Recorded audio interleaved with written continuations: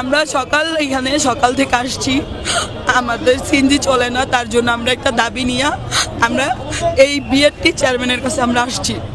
আসার পর এখানে তো আমরা সারাদিনই রয়েছি, তো আমার বাচ্চা দুইটা ছোট নিয়ে আমি ওই সামনে যেয়ে বসে রয়েছি।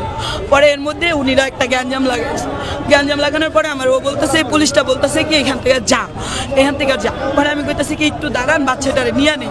তা আমরা তো পয়সা রয়েছি, আমি তো উঠতেও একটু সময় লাগে না, তো উঠছি, ওইটা বাচ্চাটার এইভাবে ধরছি, ধৈরা উঠাবো। এর মধ্যেও আমার ঠাস করে একটা থাপ্পড় দিছে। থাপ্পড় দেওয়ার পরে আমি যখন ওরা ধৈরা বইছি, কলার পাশে ধৈরা বইছি, পুলিশ থাপ্পড় দিছে। পরে আমি এভাবে ধৈরা বইছি না, আমার বাচ্চারও ও লাত্তি দিয়ে ফালাই দিছে। পরে আমার বড় বাচ্চা আমার হাতে ছিল, আমার বড় বাচ্চারে ও থাপ্পড় দিয়ে ফালাইছে। আমার বাচ্চাটা এখন কই আমি বলতে পারি না। আমার বাচ্চাটা অসুস্থ হয়ে গেছে, ওরে পাড়া দিয়ে ধৈরা রাখলি। আমরা তো ভালোভাবে আন্দোলন করতেছি, আমরা কোনো বিশৃঙ্খলা করতেছি না। এখন পুলিশ ওই পাশের রাস্তা ছাড়তে বলছে, আমরা ছাড়িয়ে দিছি। পরে বলছে এই পাশেটা ছাড়তে আমরা দাবি রাখি না, কারণ আমাদের দাবি মানতেছে না। এই পর্যন্ত অনেক চেষ্টা করছি আমরা। পরে পুলিশ হঠাৎ করে লাঠিচার্জ শুরু করছে, আর ওরে বলছে যে তুমি সরো, ওর বাচ্চা নিতে যাই। পুলিশের থাপ্পড় দিছে, ওর বাচ্চা পড়ে গেছে, পুলিশের বাচ্চারও লাঠি দিছে। দর্শক, সিএনজি চালকদের মহাখালীতে অবরোধের কারণে সকলে কিন্তু পায়ে হেঁটে তাদের গন্তব্যে যাচ্ছে, অর্থাৎ তারা মহাখালী সেতু ভবনের সামনে অবরোধ করেছে সিএনজি চালকরা, এবং সেই অবরোধের কারণে যারা রাস্তার ওপারে ছিলেন তারা কিন্তু গাড়ি থেকে নেমে পায়ে হেঁটে মহাখালীর দিকে যাচ্ছে। এক কথায় বলতে গেলে সাধারণ যারা রয়েছে তাদের কিন্তু ভোগান্তি শুরু হয়ে গিয়েছে। গত 29 তারিখে আমরা অবস্থান কর্মসূচি পালন করেছি।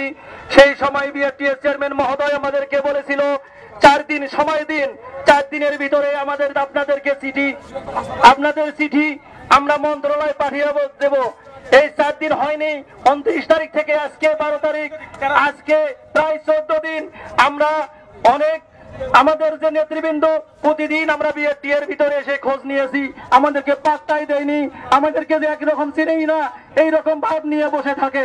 আমরা বারবার বলেছি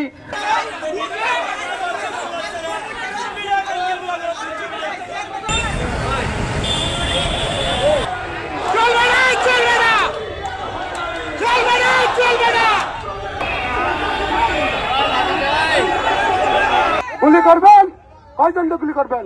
সংগ্রামী ছাত্র বন্ধুগণ, আমরা যতক্ষণ পর্যন্ত দাবি আদায় না হয়, ততক্ষণ পর্যন্ত আমাদের গায়ে 1 ফুটা রক্ত আছে, ততক্ষণ পর্যন্ত রাজপথে যাবো ইনশাল্লাহ। আমাদের সাথে বিভাগের মানুষ আছে। আমি কিছুক্ষণ আগে কথা বলেছি, ভাইজান আমাদেরকে গুলি করা হয়েছে, আরো গুলি খাও, রক্ত দেওয়া তোমাদেরকে শিখিয়ে দিচ্ছি।